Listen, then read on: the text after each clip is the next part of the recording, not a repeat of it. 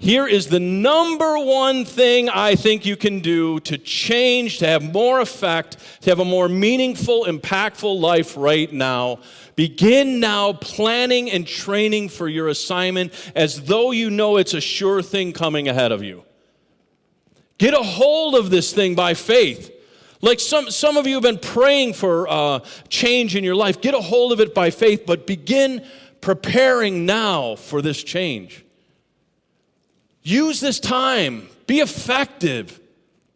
Don't be slack-handed. Be using this time. If God has put you in a place where you're hidden right now, it's for a reason that you can train, you can learn, you can develop your skills. Because I guarantee you it's not when the Kairos moment comes, if you'll be effective. It's about if you're prepared when the moment comes, because it will come.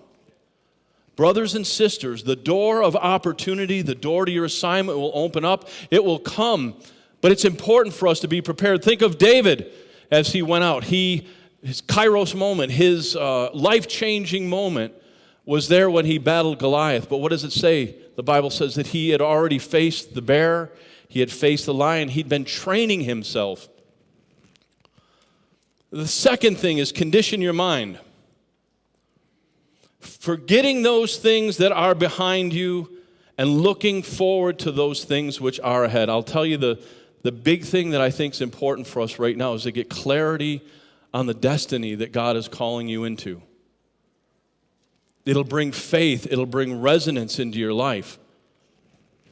Now, I know for many of you, you hear that phrase, we need to get clarity. You know, clarity is power. We preach about those things. But oftentimes, if I'm honest, I come to God, I'm like, God, I'm just not clear. I kind of have a general direction of what you're calling me to. I kind of have a general feeling, but I need clarity.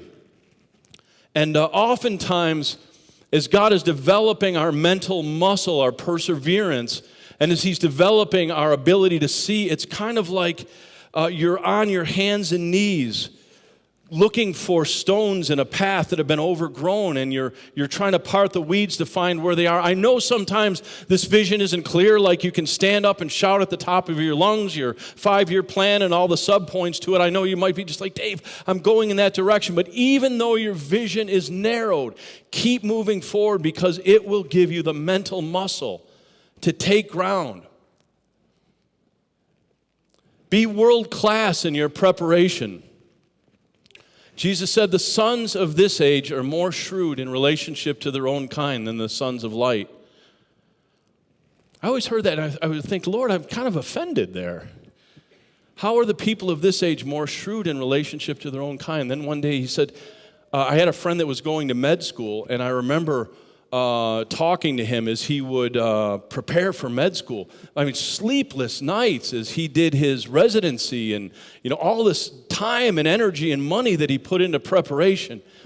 And he said, and the Lord said to me, He said, I wish that my sons and my daughters, my kids, were that devoted to their calling.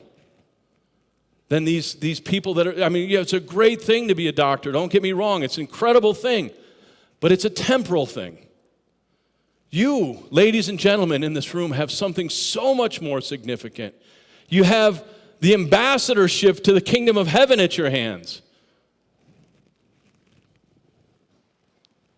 In John 6:27, do not labor for food which perishes, but for food which endures to everlasting life, which the Son of Man shall give you. We are laboring for eternal things.